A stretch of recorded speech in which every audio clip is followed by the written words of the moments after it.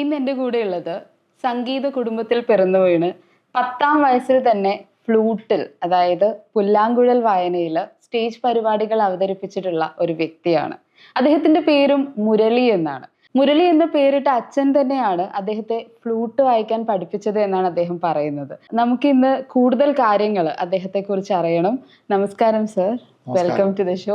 55 വർഷമായിട്ട് ഈ ഒരു മേഖലയിലുള്ള വ്യക്തിയാണ്. മുരളി സംഗീതം 55 എന്ന പേരിൽ മാർച്ച് 31-ാം തീയതി എറണാകുളം പാടിവട്ടത്തുള്ള അസീസിയ കൺവെൻഷൻ സെന്ററിൽ വെച്ചിട്ട് അദ്ദേഹത്തിന്റെ ഒരു പരിപാടിയും നടക്കുന്നുണ്ട്. All the best for the show. Sir 10ാം വയസ്സിലാണ് ആദ്യത്തെ സ്റ്റേജ് ഷോ നടത്തുന്നത്. അപ്പൊ എത്രാം വയസ്സ് തൊട്ട് പഠിക്കാൻ തുടങ്ങിയിട്ടുണ്ട്?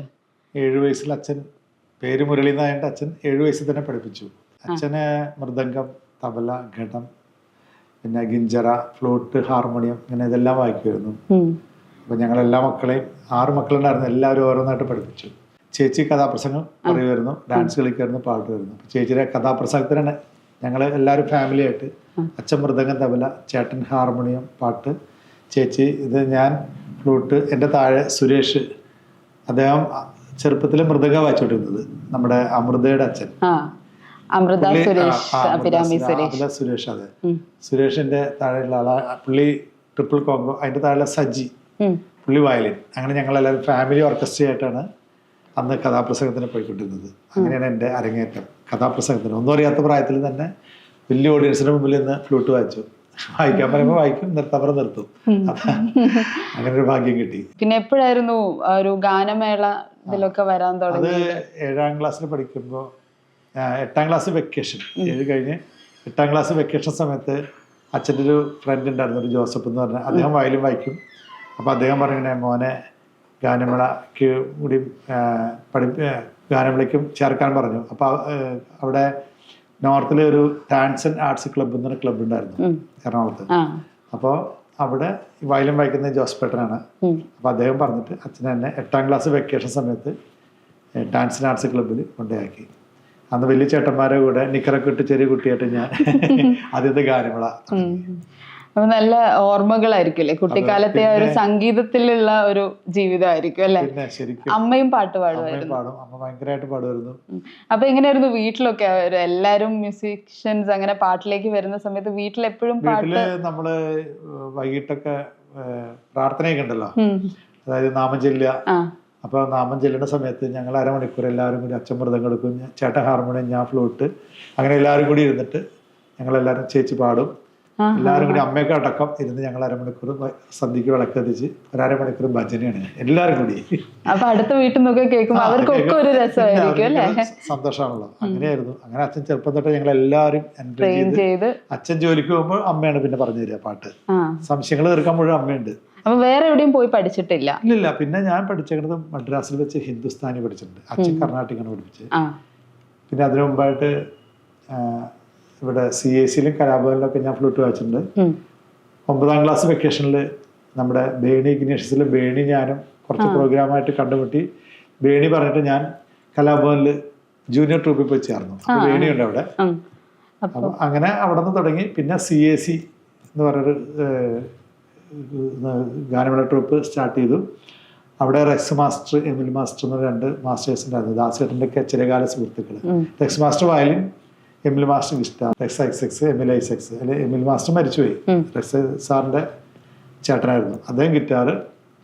അപ്പോൾ ഈ റെക്സ് മാസ്റ്റർ അവിടെ വയലിൻ ക്ലാസ് എടുക്കുമായിരുന്നു. അപ്പോൾ അവിടെ വെച്ചിട്ട് 2 വർഷം ഞാൻ ഫ്ലൂട്ടിൽ വെസ്റ്റേൺ നൊട്ടേഷൻസ് പഠിച്ചു. അത് കഴിഞ്ഞിട്ടാണ് പിന്നെ മദ്രാസിലേക്ക് പോകുന്നത്. അവിടെ വെച്ചാണ് ഗുണസിംഗ് സിംഗ് എന്ന് പറഞ്ഞ സാറിൻ്റെ അടുത്ത് ഹിന്ദുസ്ഥാനി പഠിച്ചത്. അങ്ങനെ അവിടെ ഒരു 5 വർഷം ഞാൻ നിന്നു. അവിടെ വെച്ചിട്ടാണ് അങ്ങനെ ഹിന്ദുസ്ഥാനി പഠിക്കാനുള്ള ഒരു ഭാഗ്യം കിട്ടിയത്. അപ്പൊ മദ്രാസിലേക്ക് എത്താത്തതിന് മുമ്പ് കലാഭവനില് ജൂനിയർ ട്രൂപ്പിൽ കയറി എന്ന് പറഞ്ഞു. അപ്പൊ ആ സമയത്ത് കുറെ സ്റ്റേജ് ഷോസ് ഒക്കെ ചെയ്തിട്ടുണ്ടാവില്ലേ? അപ്പൊ അതിന്റെ ഒക്കെ ഒരു അനുഭവങ്ങൾ എങ്ങനെയായിരുന്നു? അതൊക്കെ ഒരു തുടക്കകാലത്തിൽ ഉണ്ടായിരുന്ന അനുഭവങ്ങൾ. അപ്പൊ കലാഭവനില് ജൂനിയർ ട്രൂപ്പിൽ കയറി ഇടയ്ക്കിടയ്ക്ക് ഓരോ പ്രോഗ്രാംസ്, ഇവിടെ നമ്മുടെ HMT, പിന്നെ നമ്മുടെ പ്രീമിയർ ടയേഴ്സ്, അങ്ങനെ കുറെ സ്ഥലങ്ങളിലൊക്കെ ധാരാളം പരിപാടികൾ നടത്തിയിട്ടുണ്ട്. ആ സമയത്ത് ഡാൻസിന്റെ പ്രോഗ്രാമും ഉണ്ട്, ഇവരുടെ പ്രോഗ്രാം ഉണ്ട്. അപ്പൊ അത് എവിടെയൊക്കെയാന്ന് നമുക്ക് ഇപ്പോഴും അത്ര ഓർമ്മ, അത്ര മുമ്പല്ലേ, 13-14 വയസ്സിലുള്ള കാര്യങ്ങളൊക്കെ. അപ്പൊ കുറെ പ്രോഗ്രാംസ് നടത്തി. അത് SLC കഴിഞ്ഞപ്പോൾ കലാഭവന്റെ സീനിയർ ട്രൂപ്പായി. അപ്പോൾ കലാഭവനിൽ ഉണ്ടായിരുന്ന അന്നാണ് ഈ റെക്സ് മാസ്റ്റർ എമിൽ മാസ്റ്റർ ഒക്കെ ഉള്ള വലിയ ട്രൂപ്പ് കലാഭവനിൽ നിന്ന് മാറി. അങ്ങനെ അവർ CAC തുടങ്ങി ഇതേ സെയിം ട്രൂപ്പ്.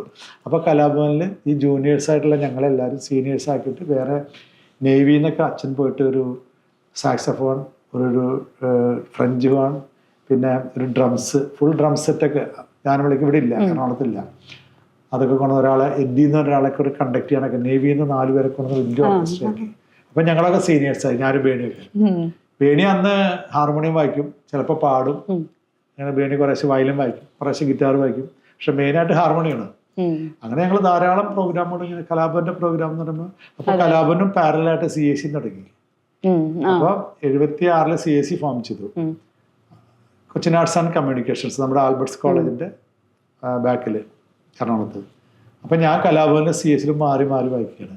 അതുകൂടാതെ അപ്പോൾ ചേട്ടന്മാരോട് ഞാൻ അന്ന് എനിക്ക് പ്രായം കുറവല്ലേ, അപ്പോൾ ഇത് അറിഞ്ഞുകൊണ്ട് തൃശ്ശൂർ വോയിസ് ഓഫ് തൃശ്ശൂർ, ജോൺസൺ ഔസേപ്പച്ചൻ്റെ ഒക്കെ ക്ലബ്ബ്, പിന്നെ കോഴിക്കോട് ഹട്ടൻസ് ഓർക്കസ്ട്ര, ഇവിടെ ആലപ്പുഴ ബ്ലൂ ഡയമണ്ട്സ്, പിന്നെ കോട്ടയത്തൊരു ക്ലബ്ബ്, പിന്നെ കൊല്ലത്ത്, എല്ലായിടത്തും പോയി. ട്രിവാൻഡ്രത്ത് ഇന്നത്തെ സിംഗിങ് ബേർഡ്സ് എന്ന് പറഞ്ഞ V1 ഓർക്കസ്ട്ര എന്ന് പറഞ്ഞ പേരിലായിരുന്നു അന്ന്. അവിടെയൊക്കെ പോയി എല്ലായിടത്തും കേരളത്തിൽ മുഴുവൻ ഇങ്ങനെ ഓടി നടന്ന് വായിക്കാറുണ്ട്. അപ്പൊ അന്ന് സ്കൂളിലൊക്കെ പോയ സമയം സ്കൂളിൽ പോവും, ഗ്യാപ്പ് പോലെ അധികം ശനി ഞായറാ പോവുള്ളൂ. സ്കൂള് കഴിഞ്ഞ് വന്നിട്ട് നേരെ പ്രോഗ്രാം പോകും. വന്ന് വെളുപ്പിന് 2 മണിക്ക് 3 മണിക്ക് വന്ന് കിടന്ന് പിറ്റേ ദിവസം ക്ലാസ്സിൽ പോകും. അങ്ങനെയുള്ള ഒരു ഇതായിരുന്നു. പിന്നെ സംഗീതത്തോടെ ലഹരി കാരണം അങ്ങനെ അച്ഛനും ഞങ്ങളെല്ലാവരും കലാകാരന്മാരാക്കണം വലിയ ആഗ്രഹമായിരുന്നേ. അതുകൊണ്ട് ഞാൻ അങ്ങോട്ട് പ്രൊഫഷണലായിട്ട് SSLC കഴിഞ്ഞ് നേരെ പ്രൊഫഷണലായിട്ട് ഇറങ്ങുക ചെയ്തത്. അന്ന് ഉറപ്പിച്ചതാണ് ഇത് തന്നെയാണ് എന്റെ പ്രൊഫഷൻ. അപ്പൊ നമുക്കിനി മദ്രാസിൽ പോയി ആ ഹിന്ദുസ്ഥാനി പഠിക്കുന്നതിലേക്ക് വരുന്നതിന് മുമ്പ് ഒരു പാട്ട്. സ്വർഗപുത്രി നവരാത്രി, ദേവരാജൻ മാസ്റ്റർ സംഗീതം ചെയ്ത, വയലാർ എഴുതിയ, ദാസനം പാടിയത്.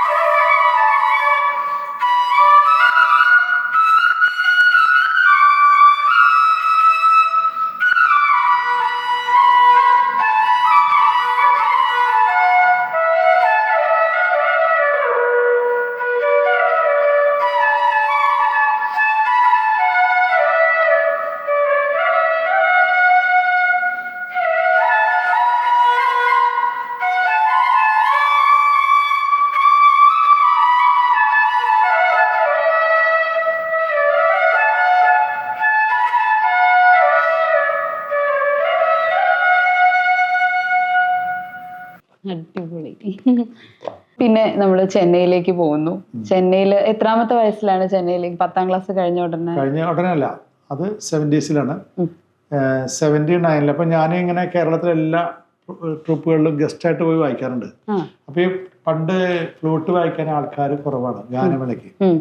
നാടകത്തിനുണ്ട്, ദാസന്റെ കൂടെ വായിക്കുന്ന VC ജോർജ് ചേട്ടൻ മാത്രമേ ഉള്ളൂ ഫ്ലൂട്ട് വായിക്കാൻ. പിന്നെ വളരെ റയറാണ്. അപ്പൊ ഞാൻ കലാഭവനിൽ ഇങ്ങനെ ചെറിയ കുട്ടി വായിക്കുന്നത് എന്നെ എല്ലാവരും വിളിച്ചോണ്ടു. ഈ വോയിസ് ഓഫ് തൃശ്ശൂർ എന്ന് പറഞ്ഞ ഒരു ക്ലബ്ബ് തൃശ്ശൂർ എന്ന് ഞാൻ പറഞ്ഞല്ലോ, ദേവരാജ മാസ്റ്ററിന്റെ പ്രോഗ്രാം കേരളത്തിൽ വരുമ്പോൾ ഈ വോയിസ് ഓഫ് തൃശ്ശൂരിന്റെ ഓർക്കസ്ട്രയാണ് മാഷ് ഉപയോഗിക്കാറ്. അവിടെയായിരുന്നു ജോൺസനും മ്യൂസിക് ജോൺസനും ഔസേപ്പച്ചനൊക്കെ വായിച്ചിട്ടുണ്ട്. അപ്പൊ ഞാൻ കലാഭവനിലും CAC വായിക്കുമ്പോൾ എന്നെ ഗസ്റ്റായിട്ട് ഇടയ്ക്ക് നല്ല പ്രോഗ്രാമൊക്കെ വിളിച്ച് വായിപ്പിക്കുമായിരുന്നു. അപ്പോൾ ദേവരാജ മാഷിന്റെ പ്രോഗ്രാം വന്നപ്പോൾ മാഷിന്റെ പ്രോഗ്രാമിന് എന്നെ വായിക്കാൻ വിളിച്ചു. അപ്പോൾ 2 പ്രോഗ്രാം ഉണ്ടായിരുന്നു ആദ്യമേ. അപ്പോൾ ഒരെണ്ണം കോട്ടയത്ത്, ഒരെണ്ണം തൃശ്ശൂരും. തൃശ്ശൂർ പ്രോഗ്രാം കഴിഞ്ഞപ്പോൾ മാഷ് ഇങ്ങനെ കാണണമെന്ന് പറഞ്ഞു എന്നോട്. അങ്ങനെ മാഷിനെ പോയി റൂമിൽ പോയി കണ്ടപ്പോൾ ഇയാൾ മദ്രാസിലേക്ക് വരണമെന്ന് ചോദിക്കുകയാണ്. അത് 79 ദേവരാജ മാസ്റ്ററാണ് ചോദിക്കുന്നത്. ദേവരാജ മാഷാണ് മദ്രാസിലേക്ക്. അപ്പൊ അതിനു മുമ്പായിട്ട് 76 ട്രിവാൻഡ്രത്ത് ജയേട്ടന്റെ, നമ്മുടെ ജയചന്ദ്രൻ ഉണ്ടല്ലോ നമ്മുടെ ഭാഗമായിട്ട്, ജയേട്ടന്റെ ഗാനമേളയ്ക്ക് 76 അങ്ങനെ 16 വയസ്സിൽ ജയേട്ടന്റെ കൂടെ വായിക്കാനുള്ള ഭാഗ്യമുണ്ടായി. അന്ന് അദ്ദേഹം സുപ്രഭാതമൊക്കെ പാടും. സുപ്രഭാതം. 76-ലാണ് ഈ CAC ഫോം ചെയ്തത്. CACയുടെ ആദ്യത്തെ വാർഷികം 77 വാണിയമ്മയെ കൊണ്ടുവന്നു മദ്രാസിൽ നിന്ന്, വാണിജ്യരാം. അന്നൊരു ബോലേരെ പപ്പി അതൊക്കെ പാടി സൗരയുധത്തിൽ അങ്ങനെ തെരുവോണപ്പുലരി അങ്ങനെ പാട്ട് ഭയങ്കര ഹിറ്റായിട്ടിരിക്കുന്ന കാലത്ത് വാൽക്കണ്ണെഴുതി അങ്ങനെ ധാരാളം പാട്ടുകൾ. അങ്ങനെ വാണിയമ്മയെ കൊണ്ടുവന്ന് CACയുടെ ഓർക്കസ്ട്ര അർജുനൻ മാസ്റ്റർ നേതൃത്വത്തിൽ കണ്ടക്ട് ചെയ്തിട്ട് ഫൈൻ ആർട്സ് ഹോളിലെ ആദ്യത്തെ പ്രോഗ്രാം. CACയിലെ ഗായകരും വാണിയമ്മയും കൂടി ചേർന്ന്. അപ്പോൾ അതിന് 17 വയസ്സിൽ വായിക്കാനുള്ള ഭാഗ്യം കിട്ടി. പിന്നെ അടുത്ത വർഷം 78 CACയും കലാഭവനും കൂടി ചേർന്നിട്ട് വലിയൊരു ഓർക്കസ്ട്ര വെച്ചിട്ട് കൊച്ചിൻ ആർട്സ് അക്കാഡമി എന്ന് പറഞ്ഞിട്ടൊരു വലിയൊരു ഇൻസ്റ്റിറ്റ്യൂട്ട് ഫോം ചെയ്യാൻ വേണ്ടി ഇങ്ങനെ വലിയൊരു ഓർക്കസ്ട്ര വെച്ചിട്ട് വലിയൊരു പ്രോഗ്രാം നടത്തി മട്ടാഞ്ചേരി, കൊച്ചി മട്ടാഞ്ചേരി ടൗൺ ഹാളിൽ. അതിന് ജാനകിയമ്മയെ കൊണ്ടുവന്ന് അവിടെ നിന്ന് മദ്രാസിൽ. ജാനകിയമ്മ, ജോളി എബ്രഹാം എറണാകുളത്തെ ഗായകനാണ്, പക്ഷെ പുള്ളി മദ്രാസിൽ സെറ്റിൽഡാണ്. അപ്പോൾ അദ്ദേഹത്തിനെയും കൊണ്ടുവന്ന് പിന്നെ നമ്മുടെ ക്ലബിലത്തെ ഗായകരൊക്കെ ചേർന്ന് വലിയൊരു പ്രോഗ്രാം മട്ടാഞ്ചേരി ടൗൺ ഹാളിൽ നടത്തി. അപ്പോൾ എനിക്ക് 18 വയസ്സിൽ ജാനകിയമ്മയുടെ കൂടെ വായിക്കാൻ പറ്റി 78. പിന്നെ അടുത്തതിൻ്റെ പിന്നത്തെ വർഷം 79 സുശീലാമ്മനെ കൊടുത്തു CAC ഓർക്കസ്ട്ര വീണ്ടും. അപ്പോൾ 19 വയസ്സുള്ള എനിക്ക്. അപ്പോൾ ആ കാലഘട്ടത്തിൽ സുശീലാമ്മയുടെ ഗാനമേളയ്ക്കും അതും അർജുന മാസ്റ്റർ നേതൃത്വത്തിൽ ഫൈൻ ആർട്സ് ഹോളിൽ നടത്തി. അപ്പോൾ അങ്ങനെ ഇരിക്കുമ്പോഴാണ് ഈ ദേവരായ മാസ്റ്ററുടെ പ്രോഗ്രാം വന്നത് 79. അപ്പോൾ മാധുരി ചേച്ചി ജയേട്ടനാണെന്ന് മെയിൽ വോയിസ് പാടുന്നത്. ആ പ്രോഗ്രാം കഴിഞ്ഞപ്പോഴാണ് ഇങ്ങനെ മദ്രാസിലേക്ക് വരണമെന്ന് പറഞ്ഞ് മദ്രാസിലേക്ക് കൊണ്ടുപോകണം 19 വയസ്സിൽ. അങ്ങനെ ഡിസംബറിലായിരുന്നു പ്രോഗ്രാം. അപ്പോൾ അടുത്ത മാസം വരാൻ പറഞ്ഞു. അങ്ങനെ 1980 ജനുവരി 16 ഞാൻ മദ്രാസിലേക്ക് പോവുകയാണ്. അവിടെ വെച്ചിട്ടാണ് ഹിന്ദുസ്ഥാനി പഠിക്കുന്നത്. മദ്രാസിൽ പോകുന്നതിന് മുൻപ് തന്നെ ഒരുവിധപ്പെട്ട എല്ലാവരുടെയും വായിക്കാനുള്ള ഭാഗ്യം കിട്ടി. ഇപ്പൊ പറഞ്ഞ പേരുകളിൽ ദാസേട്ടൻ വന്നില്ല. അപ്പൊ ദാസേട്ടൻ പറയാം. അതിപ്പോ ഇത് ഗാനം 79 ദാസേട്ടൻ നവീന ഗാനമേള എന്ന് പറഞ്ഞൊരു പ്രോഗ്രാം നടത്തി. ഗവൺമെന്റിന്റെ ഒരു ഫണ്ട് റൈസിങ് പ്രോഗ്രാം ആയിരുന്നു. 4 മണിക്കൂർ പ്രോഗ്രാമാണ്. ആദ്യം 1 മണിക്കൂർ കച്ചേരി ദാസേട്ടൻ, പിന്നെ ഗാനമേള. പിന്നെ ഗാനമേള അവസാനം ദാസേട്ടൻ ഇങ്ങനെ ഡ്രസ്സൊക്കെ മാറി വരും.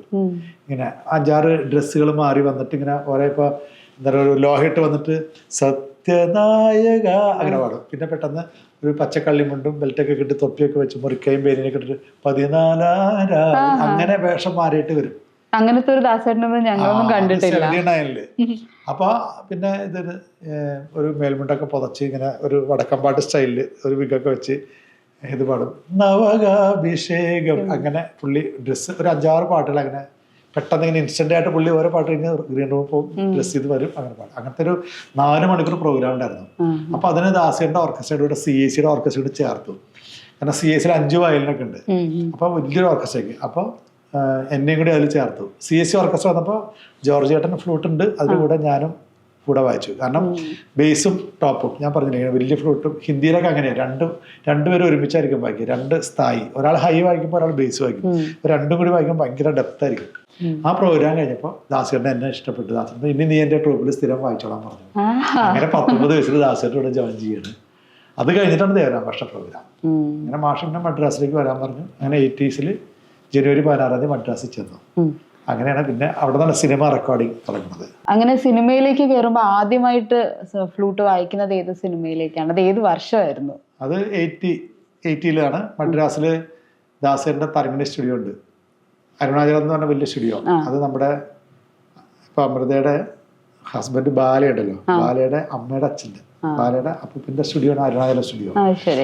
അതില് റെക്കോർഡിംഗ് തിയേറ്റർ, നമ്മുടെ സിനിമാ തിയേറ്റർ അത്രയും വലിയ തിയേറ്ററാണ് അന്നല്ല. അത് ദാസേട്ടൻ വാങ്ങിയിട്ട് തരങ്ങിണി എന്ന് പേരിട്ടു. അപ്പൊ അവിടെ വെച്ച് ദാസേട്ടൻ എന്നെ കണ്ടു. അപ്പൊ നീ എന്താ ഇവിടെ? ഞാൻ പറഞ്ഞു ദേവരാം മാസ്റ്റർ പറഞ്ഞിട്ട് വന്നതാണ്. ഓക്കെ. അങ്ങനെ ദാസേട്ടൻ എനിക്ക് ദക്ഷിണാമൂർത്തി സ്വാമിനെയൊക്കെ പരിചയപ്പെടുത്തി. ശ്യാം സാറ്, ദക്ഷിണാമൂർത്തി സ്വാമി, ഇളയരാജ എല്ലാവരും പരിചയപ്പെടുത്തി തന്നു.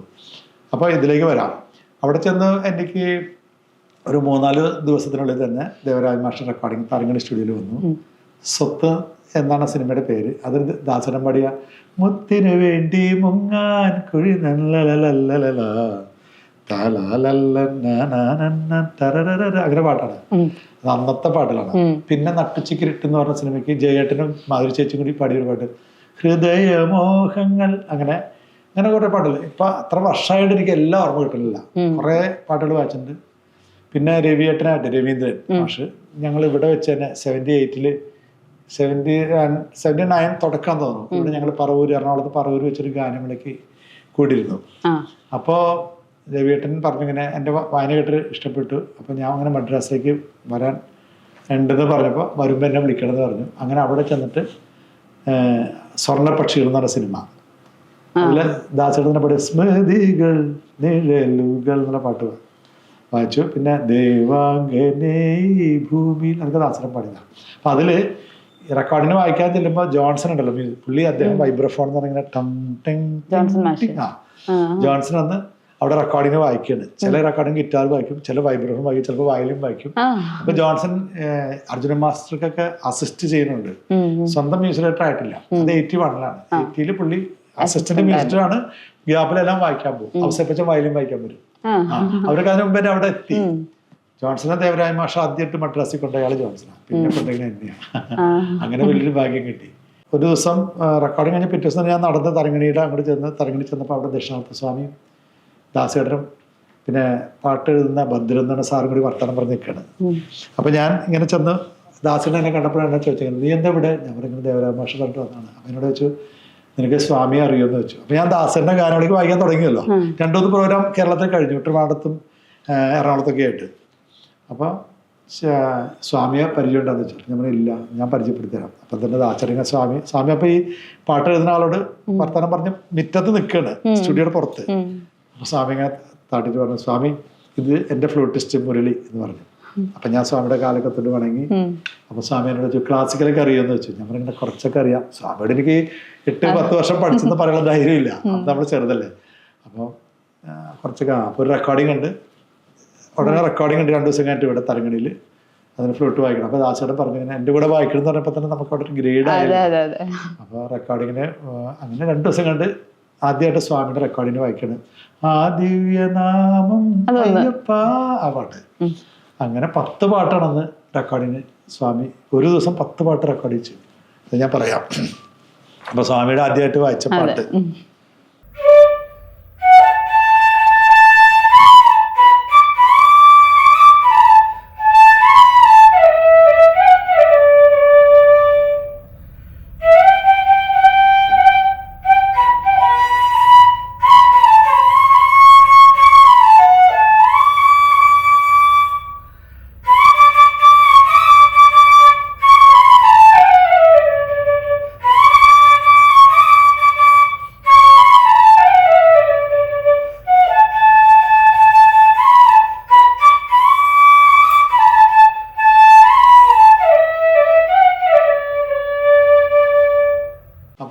ഇപ്പൊ വായിക്കുമ്പോഴും ഒരു പ്രത്യേക ഒരു ഫീൽ ആയിരിക്കില്ല അന്ന് സ്വാമിയുടെ കൂടെ. പിന്നെ അതിന്റെ മ്യൂസിക് എന്നൊക്കെ പറഞ്ഞാൽ അദ്ദേഹത്തിന്റെ ആചാര്യനാണല്ലോ.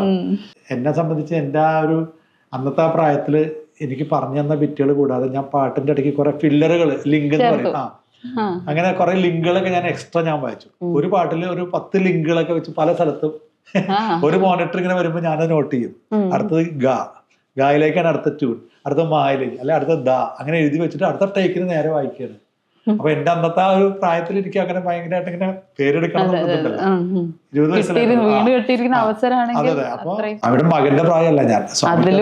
എന്നെക്കാളും 20-40 വയസ്സാണ് പ്രായമുള്ളതാണ് സ്വാമി. അപ്പൊ എനിക്ക് 20 ഉള്ളൂ, സ്വാമിക്ക് അന്ന് 60 വയസ്സാണ്. അപ്പൊ നമ്മളൊരു പേരക്കിടാവ് പോലെ, ചെറുമകൻ പോലെ സ്വാമിക്ക് ആ ഒരു സ്നേഹം മരിക്കണേന്റെ തല വർഷം പോലും ഉണ്ടായിരുന്നു. അതായത് സ്വാമി മരിക്കണേനെ തലേ വർഷം സ്വാമി ഒരു തരങ്ങണിക്ക് വേണ്ടി ദാസേട്ടന്റെ ഒരു അയ്യപ്പ സുപ്രഭാതം ചെയ്തു. എന്നിട്ട് അതിന് എന്നെ കൊണ്ടാണ് ഓർക്കസ്ട്ര ചെയ്യിച്ചത്. കാരണം മദ്രാസിൽ അപ്പോഴേക്കും ഞാനിവിടെ കുറെ ചെയ്തു. സ്വാമി കേരളത്തിൽ വരുമ്പോൾ 83-ലാണ് ആദ്യമായിട്ട് ഹരിശ്രീയിൽ വന്നത്. അന്ന് ഞാനാണ് സ്വാമിയുടെ ഫ്ലൂട്ടിസ്റ്റും സ്വാമിയുടെ അസിസ്റ്റന്റും ഞാൻ തന്നെയായിരുന്നു. ഒരു പാട്ട്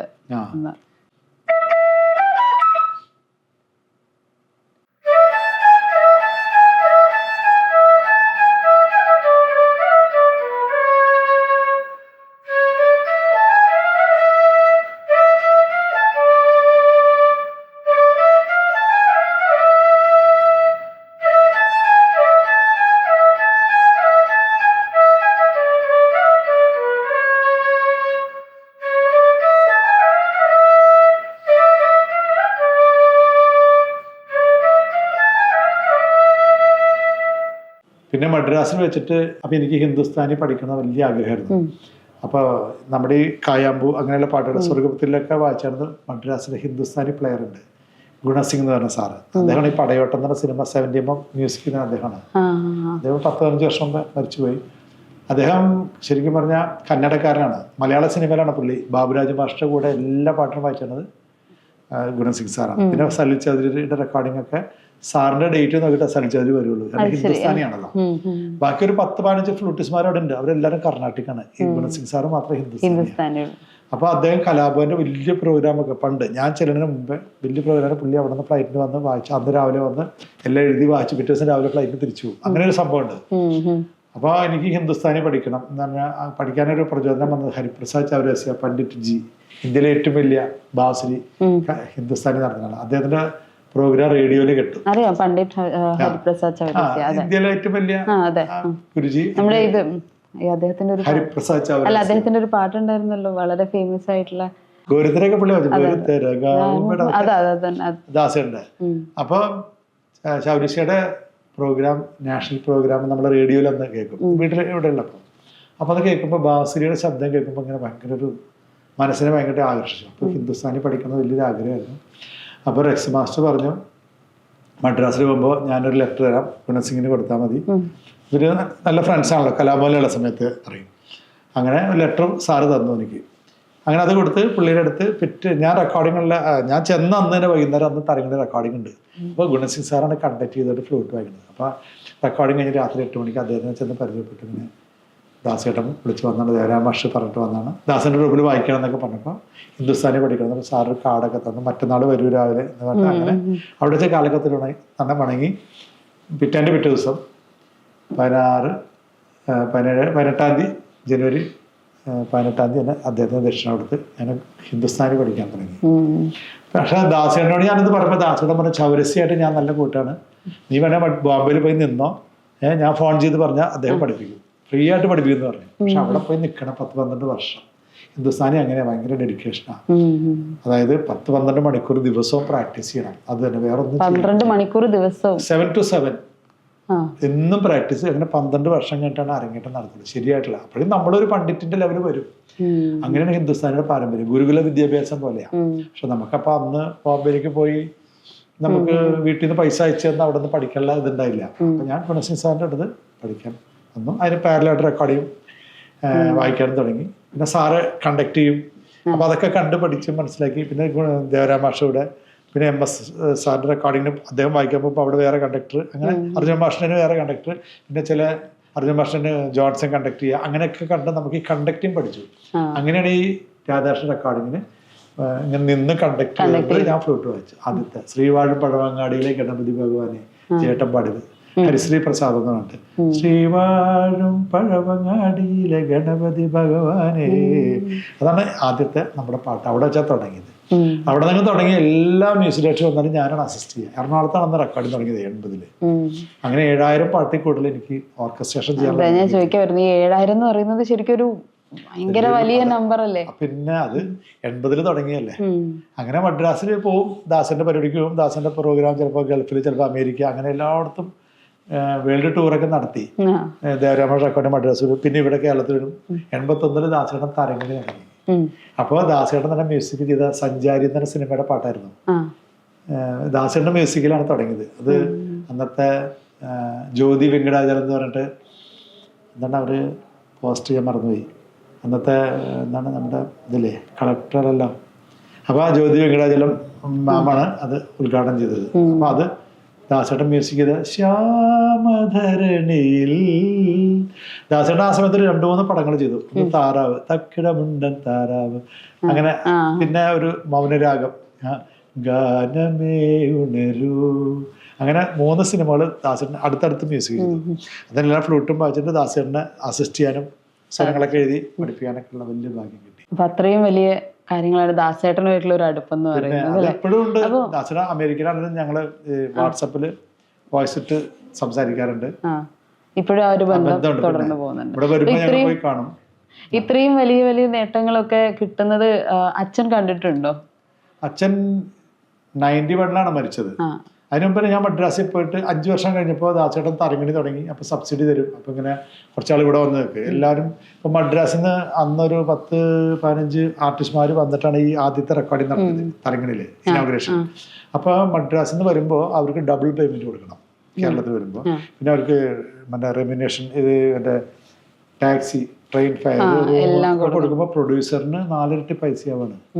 അങ്ങനെയാണ് കുറെ സിനിമകളൊക്കെ എടുത്തത്. അപ്പൊ അങ്ങനെ വന്നു കഴിഞ്ഞപ്പോ ദാസേട്ടൻ പറഞ്ഞ കുറച്ചാൾ ഇവിടെ നിൽക്ക്, അങ്ങനെ പ്രോഗ്രാമിനും പോരണം, കേരളത്തിൽ വേണം പോകണം, മദ്രാസിൽ പോയി നിൽക്കുമ്പോൾ പിന്നെ റെക്കോർഡിങ് ഞാൻ അവിടെ നിന്ന് വരുമ്പോൾ എനിക്ക് ഡബിൾ പേയ്മെന്റ് തരണം. അപ്പൊ അതൊക്കെ വന്നപ്പോൾ അങ്ങനെ ഇവിടെ വന്ന് നിന്നു. 5 വർഷം കഴിഞ്ഞപ്പോൾ ഞാൻ ഇവിടെ വന്ന് നിന്നു. അപ്പൊ ദാസന്റെ കൂടെ വായിക്കുന്ന ജോർജ് ചേട്ടൻ ഞാനും കൂടിയാണ് ഒരുമിച്ച് 2 ഫ്ലൂട്ടൊക്കെ വായിക്കുക.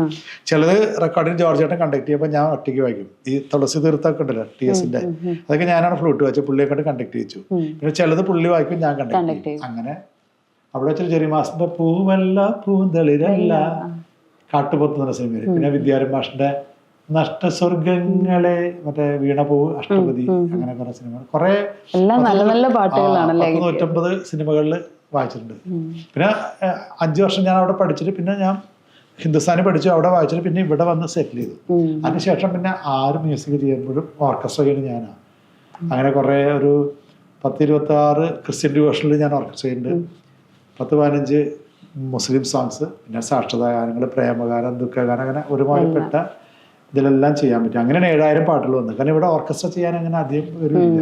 പിന്നെ നമ്മുടെ ബേണി ഗിനീഷിലെ ബേണി ചെയ്യും, പിന്നെ ക്രിസ്ത്യൻ ഡിവിഷനിൽ ലിപ്സൺ ചെയ്യും, പിന്നെ ദാസന്റെ കൂടെ കീബോർഡ് വെച്ച മാനുവൽ ചെയ്യും. അങ്ങനെ കുറച്ച് പേരുള്ളൂ. പക്ഷെ ഹിന്ദു ഡിവിഷനിൽ ക്ലാസിക്കൽ ചെയ്യാൻ ഇവിടെ സ്വരങ്ങളൊക്കെ അങ്ങനെ അധികം അറിയുന്ന ആൾക്കാരെ ഉണ്ടായിരുന്നില്ല. മാക്സിമം ഞാനാണ് ഇവിടെ ചെയ്തിട്ടുള്ളത്. അതുകൊണ്ടാണ് 7000 പാട്ടുകൾ ചെയ്യാൻ പറ്റിയത്. എപ്പോഴാണ് അപ്പൊ മുരളി സംഗീതം ഓർക്കസ്ട്ര സ്റ്റാർട്ട് ചെയ്യുന്നത്? അത് 2000-ലാണ്. Murali Sangeetha orchestra 2000 20 piece orchestra, live orchestra, 10 വയലിനൊക്കെ ആയിട്ട് അങ്ങനെ എല്ലാവരും ഉണ്ട്. സിത്താറ്, സാക്സഫോൺ, അങ്ങനെ എല്ലാവരും ചേർന്ന്, കീബോർഡ്, തബല, ഡോലക്ക്, എല്ലാവരും ചേർന്ന്. അതേസമയത്ത് ഞാൻ മുരളി സംഗീത അക്കാഡമിയും തുടങ്ങി. അതിലേക്ക് ഞാൻ വരുമായിരുന്നു. അക്കാഡമി തുടങ്ങി. ആ ഒരു അക്കാഡമിയിൽ ഞാനിപ്പം സാറിനോട് സംസാരിച്ചപ്പോൾ എനിക്ക് മനസ്സിലായൊരു കാര്യം, ഓരോ കുട്ടികളെയും ഒറ്റയ്ക്ക് ഇരുത്തിയിട്ട് ആ ഒരു 1-on-1 സെഷൻ കൊടുക്കാൻ പറ്റും. ക്ലാസ്സസ് ആണ്. അതായത് ഇപ്പൊ ഞാൻ പറഞ്ഞില്ലേ, ഇത്രയും വലിയ ലെജൻസിന്റെ കൂടെ എനിക്ക് വർക്ക് ചെയ്യാൻ പറ്റില്ല. ഇപ്പൊ ദാസേട്ടനൊക്കെ നമ്മൾ റെക്കോർഡിന് വായിക്കുമ്പോൾ ദാസേട്ടൻ പാടുമ്പോൾ എങ്ങനെയാണ് ദാസേട്ടൻ പാടുന്നത്, ദാസേട്ടന്റെ പ്ലസ് പോയിന്റുകളൊക്കെ നമ്മൾ മനസ്സിലാക്കും. ഗാനമേളയ്ക്ക് വരുമ്പോഴും റിഹേഴ്സൽ ഉണ്ടാവും. ദാസേട്ടൻ വരുന്നിരിക്കും, രാവിലെ 10-10 വരും, എന്നിട്ട് വൈകുന്നേരം വരെ ഞങ്ങളുടെ കൂടെ ഇരുന്ന റിഹേഴ്സലാണ് പാട്ടുകളൊക്കെ. റെക്കോർഡിനും അങ്ങനെ തന്നെ. അപ്പൊ ദാസേട്ടന്റെ കൂടെ, ജയേട്ടന്റെ കൂടെ, ബ്രഹ്മാനന്ദ ചേട്ടന്റെ കൂടെ, അങ്ങനെ പിന്നെ ജാനിയമ്മ, സുശീലമ്മ, വാണിയമ്മ, SPB, എല്ലാവരും കൂടെ ഇങ്ങനെ റെക്കോർഡിങ്ങിനും പ്രോഗ്രാമും വായിക്കുമ്പോൾ ഇവരൊക്കെ എന്താണ് ഇവരൊക്കെ ക്വാളിറ്റി എന്ന് ഞാൻ മനസ്സിലാക്കും. ഞാൻ വെറുതെ ഫ്ലോട്ട് വായിച്ചും ഉണ്ടായിരിക്കില്ല. ഇവര് പാടുമ്പോ ദാസേട്ടൻ ആദ്യമായിട്ട് പാടുന്നുണ്ട്, ഞാൻ ഞെട്ടിപ്പോയി. ദാസേട്ടൻ മാഷ പാട്ട് പഠിപ്പിച്ച് വന്ന്, ദാസേട്ടൻ ഓർക്കസ്ട്രയുടെ കൂടെ വന്ന്, ദാസേട്ടൻ വന്ന് 1/2 മണിക്കൂറിലാണ് അതല്ല, ഒരു 15 മിനിറ്റോട് പാട്ട് പഠിച്ച് നേരെ ഞങ്ങളുടെ കൂടെ വന്നിരുന്ന് ഓർക്കസ്ട്ര റെഡി 1 2 3 4 എന്ന് നേരെ പാടുകയാണ്. റിഹേഴ്സലിന് 2 പ്രാവശ്യം പാടി നേരെ അപ്പുറത്ത് പോയി പാടി ഉടനെ ടേക്കാണ്. 1/2 മണിക്കൂർ ദാസേട്ടൻ പാടിപ്പോയി. പിന്നെ അടുത്ത സ്റ്റുഡിയോയിലേക്ക് ഒറ്റയ്ക്ക് വണ്ടി ഓടിച്ച് അടുത്ത സ്റ്റുഡിയോ, അവിടെ അർജുൻ മാഷ്, അപ്പുറത്ത് രാഘവ മാഷ്, ഇവിടെ അങ്ങനെ ഓരോരുത്തരും മാറി മാറി അദ്ദേഹം ഓടി നടന്ന പാടാണ്. അപ്പൊ പെട്ടെന്ന് വന്ന് പഠിച്ച് പെട്ടെന്ന് പാടി അങ്ങോട്ട് പോകും. അതാണ് ദാസേട്ടന്റെ ഒരു രീതി. അപ്പൊ ഇവരൊക്കെ പാടുമ്പോൾ ഇവരൊക്കെ ക്വാളിറ്റികൾ മനസ്സിലാക്കാൻ സാധിച്ചു 4-5 വർഷം കൊണ്ട് മദ്രാസ് വെച്ചിട്ട്. അപ്പൊ എനിക്ക് തോന്നി ഒരു എന്താ പറയാ, നല്ലൊരു സിംഗേഴ്സിനെ, നല്ലൊരു ആർട്ടിസ്റ്റ്മാരെ ഉണ്ടാക്കുന്ന ഒരു ഇൻസ്റ്റിറ്റ്യൂട്ട് വേണം തോന്നിയിട്ടാണ് മുരളി സംഗീത അക്കാഡമി എന്ന് പറഞ്ഞ് തുടങ്ങിയത്. അപ്പോൾ അതിൻ്റെ പ്രത്യേകത എന്താ വെച്ചാൽ 8 കാലങ്ങൾ പഠിപ്പിക്കുന്ന സ്കൂളാണ്. 1-ാം കാലം, അതിൻ്റെ ഡബിൾ സ്പീഡ് 2-ാം കാലം, അങ്ങനെ ഒക്കെ ഈക്വൽ ഡബിൾ സ്പീഡായിട്ട് 8 കാലം. ഒരു ബീറ്റിൽ 32 സ്വരങ്ങൾ വരും. അത്ര ഫാസ്റ്റാണ്. അത്രയും ആ 8 കാലങ്ങൾ പാടുന്ന ആൾക്കാരാണ് ദാസേട്ടൻ, ജാനിയമ്മ, ഇവരൊക്കെ. അപ്പോൾ ആ പ്രൊഫഷണൽ, അപ്പോൾ അങ്ങനത്തെ ഒരു ക്ലാസ് വേണമെന്ന് എനിക്ക് തോന്നി. 8 കാലങ്ങളൊന്നും എല്ലാവരും പഠിപ്പിക്കുന്നില്ല. 4 കാലം മാക്സിമം. അപ്പൊ എന്റെ ആദ്യത്തെ കാലമൊക്കെ വളരെ സ്ലോ ആണ്. അവിടെ തുടങ്ങി 8 കാലം എന്ന് പറയുമ്പോൾ ശരിക്കും പ്രൊഫഷണൽ, നമ്മുടെ തൊണ്ടയിൽ വരാത്ത ഒന്നും ഉണ്ടാവില്ല. ഏത് മ്യൂസിക്കും നമുക്ക് പിന്നെ പാടാൻ പറ്റും. അത് വോക്കല്, ഫ്ലൂട്ട്, ഗിറ്റാറ്, ഓർഗൻ, വയലിൻ, വീണ, ഇങ്ങനെ 6 കാര്യങ്ങൾ ഞാൻ പഠിക്കുന്നുണ്ട്. അതെല്ലാം ഇൻഡിവിജ്വൽ ക്ലാസ്സസ് ആണ്. ഒരാൾക്ക് 1 അവറാണ് എൻ്റെ ടൈം ഡ്യൂറേഷൻ. അത് ആഴ്ചയിൽ ഒരു ക്ലാസ് ഉള്ളൂ. ആഴ്ചയിൽ 1 മണിക്കൂർ ഒരാൾക്ക്. ഇത്രയും അനുഭവമുള്ള ഒരാളെ 1 മണിക്കൂർ കിട്ടാന്ന് പറഞ്ഞാൽ 800 ഇത്ര വർഷം, 2000 തുടങ്ങിയതാണല്ലോ. 816 തന്നെ അക്കാഡമി തുടങ്ങി ഓർക്കസ്ട്രയും തുടങ്ങി. അപ്പൊ 800 സംതിങ് കുട്ടികളെ ഞാൻ പഠിപ്പിച്ചിട്ടുണ്ട്. അത്രയും ശിഷ്യരുടെ ഗുരുവാണ് ഞാൻ. അതിനുള്ള അപ്പൊ അതിൽ കുറെ പേര് നന്നായിട്ട് പാടുന്നവരുണ്ട്. മ്യൂസിക് MA-ക്കാരും ഒന്നും അറിയാത്തവരും. ശ്രുതി താളവും മാത്രം മതി. പിന്നെ 7 വയസ്സ് തൊട്ട് 70 വയസ്സ് വരെയുള്ളവരൊക്കെ ഞാൻ പഠിപ്പിച്ചിട്ടുണ്ട്. അത് ശരി. മിനിമം 7 വയസ്സ് വേണം, അല്ലെങ്കിൽ പറഞ്ഞാൽ മനസ്സിലാവില്ല. ഈ ശ്രുതിയും താളവും മാത്രം മതി എന്ന് പറഞ്ഞു. ശരിക്കും ഒരാൾക്ക് പാട്ട് പഠിക്കാൻ വരണമെങ്കിൽ എന്താണ് അവരുടെ ഒരു ക്വാളിഫിക്കേഷൻ? അതായത് ഇപ്പൊ ഏതൊരു കുട്ടി വന്നു കഴിഞ്ഞാലും പഠിപ്പിച്ചെടുക്കാൻ പറ്റുമോ? എങ്ങനെയാണ്? അതാണ് ഫസ്റ്റ് ഒരു പാട്ട് പാടാൻ പറയും, അല്ലെങ്കിൽ വാട്സപ്പിൽ പാടി, ഇപ്പൊ അതൊക്കെ ഉണ്ടല്ലോ, പാടി തരാൻ പറയും. അപ്പൊ അവർക്ക് ശ്രുതിയും താളവും മെയിനായിട്ട് വേണം. പിന്നെ ബാക്കി കാര്യങ്ങൾ നമുക്ക് ഇതിന് വേണ്ടത് 5-8 കാര്യങ്ങളാണ് വേണ്ടത്. ശ്രുതി, താളം, ഭാവം, അക്ഷരസ്ഫുടത, diction, voice modulation. Voice modulation മുകളിലേക്കൊക്കെ പോകുമ്പോൾ അതിനെ ഒതുക്കി, താഴെ പോകുമ്പോൾ വോളിയം കൂട്ടി ഒരേ ലെവലില്, അങ്ങനെ ഒരു ശബ്ദ ക്രമീകരണം എന്ന് പറയും വോയിസ് മോഡുലേഷൻ. പിന്നെ തിങ്സ്, നമ്മൾ സംഗതി എന്നൊക്കെ പറയില്ലേ, ശർക്കര അവിടെ ഒരു സംഗതി, അങ്ങനെ മോഡുലേഷൻ എന്ന് പറഞ്ഞാൽ നമ്മൾ സംഗമം സംഗമം എന്ന് പറയുമ്പോൾ എൻ്റെ സ്വരം സാഗപ സാ, മുകളിലത്തെ സായാണ് സാ സാ, ഈക്വൽ വോളിയം വരാൻ പാടുള്ളൂ. ഇത് മോഡുലേഷൻ അറിയാത്ത ആൾക്കാർ പഠിക്കഴിഞ്ഞാൽ എങ്ങനെയാണെന്ന് അറിയോ, സംഗമം സംഗമം എന്ന് പാടും. അപ്പൊ മുകളിലത്തെ സാ പാടുമ്പോൾ വോളിയം കൂടി, അപ്പൊ അത് ഡിസ്റ്റോർട്ട് ചെയ്യും മൈക്കില്. ഇപ്പൊ ഞാൻ പാടുമ്പോൾ ഡിസ്റ്റോർട്ട് ചെയ്യാന്ന് അറിയില്ല. അപ്പൊ അങ്ങനെ, അപ്പൊ നമ്മള് സരിഗമ പദനി സരിഗമ പാട, മുകളിലത്തെ പഞ്ചമ താരസായി പാടുമ്പോഴും നമുക്ക് ചിരിച്ചോണ്ട് പാടാൻ പറ്റും. പട്ടണം തല പൊക്കാനും പാടില്ല, അങ്ങനെ മൈക്ക് ഇവിടെ ഉണ്ട്. താഴേക്ക് പാടുമ്പോ താത്താനും പാടില്ല. സനിധ ഗ വരെ നമ്മൾ മൈക്ക് ഇങ്ങനെ പിടിക്കാതെ പാടണം. അപ്പൊ ഗാന്ധാരം തൊട്ട് പഞ്ചമം വരെയാണ് നമ്മുടെ എല്ലാ പാട്ടുകളിലും കോമൺ ആയിട്ട് വരിക. എല്ലാ പാട്ടിലും പഞ്ചമം വരണമെന്നില്ല. ഇന്നിതാ പഞ്ചമാണ്, അത്രയും വേണേ വരാം, എല്ലാ പാട്ടും ഇല്ല. അപ്പൊ ആ പഞ്ചമം തൊട്ട് താഴ്ത്ത് ആകാശ നീലിമ മിഴികളിൽ അനുപമ, അത് ഗാന്ധരം. ആ ഗാ വരെ വരാം, എല്ലാ പാട്ടും ഇല്ല. ചിത്രപാടിയ അറിവിന്നിലാവേ തലലാല, അവിടെയുണ്ട് ഗാന്ധാരം. അപ്പൊ വലിയൊരു കമ്പോസർ, രവീന്ദ്രനെ പോലെ ഒരു കമ്പോസർ ആണെങ്കിൽ ഈ ഗാന്ധാരം തൊട്ട് പഞ്ചാരം വരെ വരാം. മനസ്സിലായി? അപ്പൊ പ്രമോദനത്തിന് ആ പഞ്ചാമം കഴിഞ്ഞിട്ട് ഇന്നിതാ ഉടനെ താഴത്ത് പഞ്ചാമം വന്നു, ഗാന്ധാരം വരെ ഇടുന്ന ആളാണ് രവീന്ദ്രൻ. അപ്പൊ അങ്ങനെ, അപ്പൊ നമ്മള് റെഡി ആയിട്ട് ഈ മന്ത്രസായി ഗാന്ധാരം തൊട്ട് താരസായി പഞ്ചാമം വരെ നമ്മൾ റെഡി ആയിരിക്കണം. അപ്പൊ ഒരാളെ വിളിച്ചു, അയ്യോ സാറേ എനിക്ക് പഞ്ചമം കിട്ടില്ല, സ്ട്രെയിൻ പറഞ്ഞാൽ മോള് പോയിട്ട് അല്ലെ മോൻ പോയിട്ട് വാ, ഞാൻ അപ്പൊ അത് കിട്ടുന്ന ആളെ വിളിച്ച് പാടിക്കും. അപ്പൊ നമ്മുടെ ചാൻസ് പോകുമല്ലോ. അത് താഴത്തെ ഗാന്ധാരം എനിക്ക് വരില്ല. ഇപ്പൊ ചിത്ര താഴത്തെ ഗാന്ധാരം പാടുന്നതാണ് അറിവുന്നില്ലാതെ പാടിച്ചത്. ഇല്ലെങ്കിൽ ഉടനെ ചിത്ര മോള് പോയി പ്രാക്ടീസ് ചെയ്ത് വന്നിട്ട് ഉടനെ ജാനിയമ്മനെ വിളിച്ച് പാടിക്കും. കാരണം അവിടെ വെയിറ്റ് ചെയ്യില്ല, പാടാൻ പറ്റിയാണ് പാടിക്കും. അവിടെ ചിത്ര അത് പാടി. ചിത്ര പ്രാക്ടീസ് ചെയ്ത് ഈ 8 കാലങ്ങൾ പോലെ ചിത്ര വീട്ടില് ഇൻഡിവിജ്വലായിട്ട് പ്രാക്ടീസ് ചെയ്തു. അതുകൊണ്ട് അപ്പൊ ശ്രുതി, താളം, ഭാവം, അക്ഷരസ്ഫുട, മോഡുലേഷൻസിൽ നമ്മൾ താഴത്തെ നോട്ടുകൾ വോളിയം കൊടുക്കും വേണം, മുകളിലത്തെ കുറയ്ക്കും വേണം. പിന്നെ തിങ്സ്, പിന്നെ ബ്രത്ത് ആൻഡ് നൊട്ടേഷൻസ്, അങ്ങനെ 8 കാര്യങ്ങളാണ് ഞാൻ പഠിക്കും. അപ്പൊ ശ്രുതി, താളം, ഭാവം, അക്ഷരസ്ഫുടത, voice modulation, things and breath. Breath വേണമല്ലോ. ഇപ്പൊ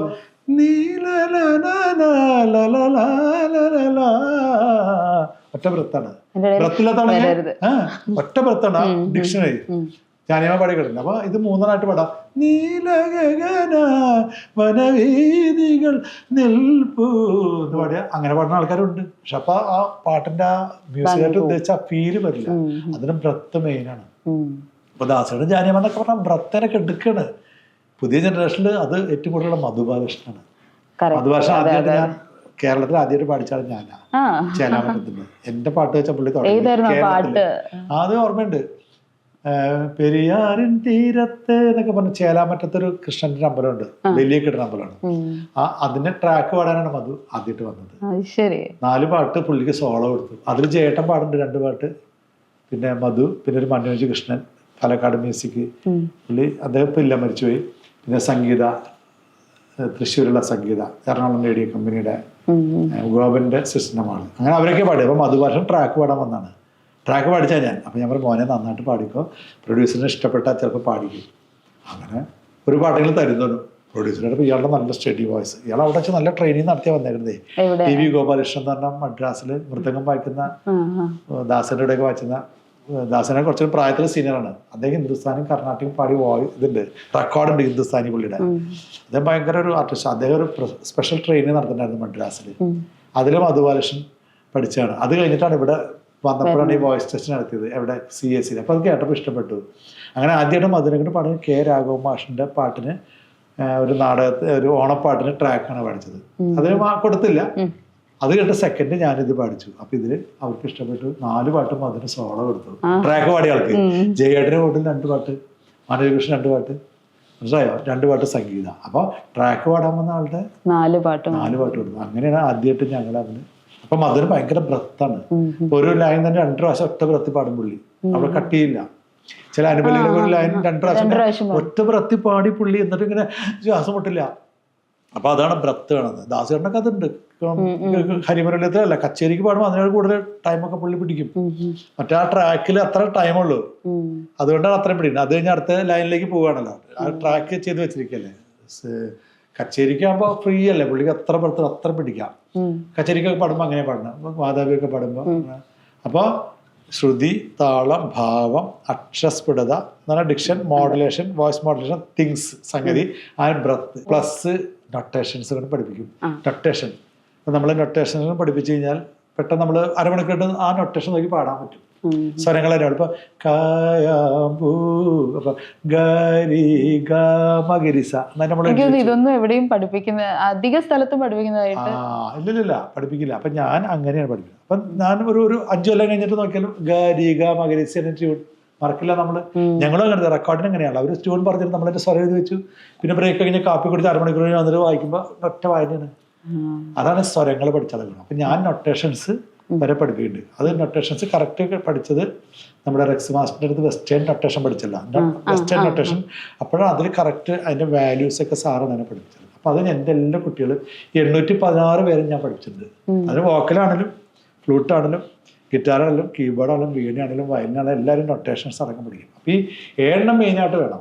ശ്രുതി, താളം, ഭാവം, അക്ഷരസ്ഫുടത, വോയിസ് മോഡുലേഷൻ, തിങ്സ്. അപ്പോഴാണ് പ്രൊഫഷണൽ. 5 വിട്ടണമെങ്കിൽ 2 ഓവർ വേണം. പ്ലസ് നൊട്ടേഷൻ കൂടി ഉണ്ട് സ്വന്തം. അല്ലെങ്കിൽ നമ്മളെല്ലാം ബൈഹായിട്ട് പഠിക്കണ്ടേ. ഇപ്പൊ ജയേട്ടനും SPB ഒക്കെ ഈ സ്വരങ്ങൾ അറിയാത്തതുകൊണ്ട് അവരിപ്പോ ഒരു ട്യൂൺ ഇപ്പൊ എന്ന് പറഞ്ഞാൽ ദാസേട്ടൻ അപ്പൊ എന്ന് എഴുതി വെച്ചിട്ട് പാടും. ഇവരാ ട്യൂണും പഠിക്കണം. ആ ട്യൂണ് കൊണ്ട് പഠിക്കണം. അപ്പൊ ഇരട്ടി എഫർട്ടാണ് പഠിക്കാത്തവർക്ക്. പഠിച്ചവർക്ക് നൊട്ടേഷൻ എഴുതി കഴിഞ്ഞാൽ പെട്ടെന്ന് 1 കൊല്ലം കഴിഞ്ഞാൽ അത് തന്നെ പാടുള്ളൂ. അത് എങ്ങനെയാണ് ചോദിക്കണ്ട. അതാണ് നൊട്ടേഷൻ്റെ ഗുണം. അത് പലർക്കും അറിയില്ല. ക്ലാസ്സിൽ പഠിച്ചവർക്ക് കുറച്ചൊക്കെ അറിയാം, എങ്കിലും കറക്റ്റ് നൊട്ടേഷൻസ് ഉണ്ട്. നമ്മൾ പ്രൊഫഷണൽ. അതാണ് ഞാൻ പഠിപ്പിക്കുന്നത്. അപ്പൊ എന്റെ കുട്ടികൾക്കൊക്കെ അതുകൊണ്ട് സുഖമാണ്. നമ്മുടെ കൊടുത്ത് അവർ അതിന്റെ നൊട്ടേഷൻ എഴുതി വെച്ച് അവർ പാടിക്കോളും. അതാണ് എന്റെ പ്ലസ് പോയിന്റ്. പഠിക്കാത്തവർക്ക് ഡബിൾ എഫർട്ടാണ്. അപ്പൊ ഇത്രയും 7-8 കാര്യങ്ങളിൽ 2 കാര്യങ്ങൾ ഉണ്ടെങ്കിൽ അങ്ങോട്ടേക്ക് വരാം. ശ്രുതിയും താളം മെയിനായിട്ട് വേണം. അല്ലെ നമുക്ക് ബാക്കിയൊക്കെ എന്ന് പറഞ്ഞാൽ നമുക്ക് പറ്റില്ല. അത് നമുക്ക് ദൈവം ജന്മന നമ്മുടെ ബ്ലഡിൽ ദൈവം തരണം. ഒരു തുള്ളി ശ്രുതി, ഒരു തുള്ളി താളം തരും. ആ കുട്ടികളാണ് നമ്മളെ മ്യൂസിക് ആവുള്ളൂ. നമ്മുടെ ബൈ ബർത്തിൽ തന്നെ ബാക്കി ട്രെയിൻ ചെയ്തെടുക്കാം. എല്ലാം നമുക്ക് ശരിയാക്കാം. നമ്മുടെ എഫർട്ട് കൊണ്ട് നമുക്ക് ശരിക്കും ദാസയുടെ ലെവലെത്താം, അല്ലെ ജാനിയമ്മയുടെ ലെവലെത്താം, അല്ലെ ലതാജിയുടെ ലെവലെത്താം. എങ്ങനെ നമുക്കാവും. അതൊക്കെ നമുക്ക് ട്രെയിൻ ചെയ്തെടുക്കാം. അത്രേ ഉള്ളൂ. അപ്പോൾ എല്ലാ കുട്ടികളോടും ഞാൻ പറയും, കാലത്ത് നിങ്ങൾ 2 മണിക്കൂറും വൈകുന്നേരം 2 മണിക്കൂറും പ്രാക്ടീസ് ചെയ്യണം. എന്നും 5 മണിക്കൊക്കെ എണീറ്റ് കുളിച്ചൊരു 5:30 തൊട്ട് 7:30 വരെ വൈകിട്ട് ക്ലാസ്സൊക്കെ കഴിഞ്ഞ് വന്ന് ഒരു 2 മണിക്കൂർ വൈകുന്നേരം ചെയ്യാം. അങ്ങനെ 4 മണിക്കൂർ വെച്ച് എല്ലാ ദിവസം പ്രാക്ടീസ് ചെയ്യാം. അപ്പോൾ 20 മണിക്കൂർ ഫ്രീ ഉണ്ടല്ലോ നമുക്ക് മറ്റുള്ള കാര്യങ്ങൾ ചെയ്യാം. അങ്ങനെ നമ്മൾ ചിട്ടയായിട്ട് ചെയ്താൽ ഒരു 3 വർഷം കൊണ്ട് ആൺകുട്ടികളാണെങ്കിൽ ദാസേട്ടൻ പാടുന്ന അതേ സാധനം വരും. എന്ത് കൊടുത്താലും പാടാൻ പറ്റും. അതായത് പെൺകുട്ടികളാണെങ്കിൽ ജാനിയമ്മയുടെ തൊണ്ട, ജാനിയമ്മയുടെ ഏറ്റവും ദാസേട്ടൻ്റെ ഈക്വൽ ആള് ജാനകിയമ്മയാണ്. അത്ര സാധകമാണ്. ഞാൻ ആലാപനത്തിലെ പാട്ട് കേട്ടില്ലേ, ആലാപനം എന്ന് പറയുമ്പോ ഭയങ്കര സാധക. ദാസേട്ടൻ പാടുന്ന ഈക്വലാണ്. നീയാ ഞാനാന്നുള്ള സ്റ്റൈലാണ്. ഒരാളും പോലും. അപ്പൊ അത്രയും ഇന്ത്യയിൽ തന്നെ ഞാൻ കണ്ടില്ല അങ്ങനെ ലൈറ്റ് മ്യൂസിക് പാടുന്ന ലെജൻസിനെ ഈ ദാസേട്ടൻ ജാനകിയാണ്. അതിന് താഴെയാണ് എല്ലാവരും എന്നുള്ളതാണ് എൻ്റെ ഒരു വിശ്വാസം. ഞാൻ എല്ലാവരും കൂടെ വായിച്ചിട്ടുള്ള സ്ഥിതിക്ക് നമ്മൾ ജഡ്ജ് ചെയ്യുമ്പോൾ ദാസേട്ടൻ്റെ സാധകം ആണുങ്ങൾക്ക് ആർക്കും ഇല്ല. ഇപ്പൊ മധുബാലകൃഷ്ണൻ ഉണ്ട്, ഏകദേശം ഉണ്ട്. അതൊക്കെ ഇപ്പൊ ജനറേഷൻ കുറച്ചും കൂടെ താന്നല്ലോ. അന്നത്തെ കാലഘട്ടത്തിലെ പാട്ടൊന്നും അവർക്ക് കിട്ടിയില്ലല്ലോ. അന്നൊക്കെ ദാസേട്ടനല്ലേ പാടും. അതിൽ സ്ത്രീകളിൽ ജാനിയമ്മ. അതിന്റെ തൊട്ടടുത്ത് ചിത്രയാണ്. ചിത്രയും ഇതേമാതിരി മധുവിന്റെ പോലെ നല്ല പ്രാക്ടീസ് ചെയ്ത് സാധകം ചെയ്ത് എന്ത് കൊടുത്താലും ചിത്രയ്ക്ക് പാടാൻ പറ്റും. സുജാതയായിരുന്നു ഞങ്ങളുടെ സീനിയർ. പക്ഷെ സുജാതയുടെയും മോളിൽ വന്നു സുജാതയ്ക്ക് മാരേജ് കഴിഞ്ഞ് ഡെലിവറി ഒക്കെ വന്നപ്പോൾ ഒരു ഗ്യാപ്പ് വന്നു. ആ സമയത്താണ് ചിത്ര വരുന്നത്.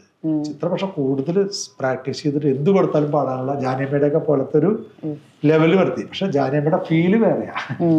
അത് അവരുടെ ഉള്ളിൽ നിന്ന് ഏത് പാട്ട് പാടിയാലും സന്ധ്യ ഏത് പാടിയാലും ഇവിടെ നിന്നാണ്. അതാണ് ജാനേമ്മ. അപ്പൊ അതാണ് അങ്ങനെയാണ്. അപ്പൊ അങ്ങനത്തെ ഒരു എന്റെ മനസ്സിലുള്ള ഏറ്റവും നല്ല ഗായകൻ എന്ന് പറഞ്ഞാൽ ദാസേട്ടൻ ജാനേമ്മയാണ്. നമ്മളെ തേൻ ഒരു തുള്ളി നമ്മുടെ നാക്കിട്ട തേൻ ലയിച്ചു പോകുമല്ലോ, അതവരാണ്. അത് പിന്നെ ഒക്കെ കൽക്കണ്ടം ഇട്ടാലും ശർക്കര ഇട്ടാലും നമ്മൾ ഒന്ന് ഇതാക്കണ്ടേ.